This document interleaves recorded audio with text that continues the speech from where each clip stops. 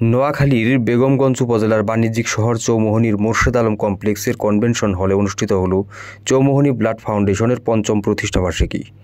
Chowmuhani blood ফাউন্ডেশনের আয়োজনে হাজী মোবারকুল্লাহ স্মৃতি ফাউন্ডেশনের প্রতিষ্ঠাতা ডাক্তার সালেহ আহমেদ সোহেলের উদ্বোধনের মধ্য দিয়ে সানিমা গ্রুপ অফ ইন্ডাস্ট্রির ম্যানেজিং ডিরেক্টর শাহাবুদ্দিন মোল্লার সভাপতিত্বে প্রধান অতিথি হিসেবে উপস্থিত ছিলেন বেগমগঞ্জ উপজেলা নির্বাহী কর্মকর্তা আরিফুর রহমান।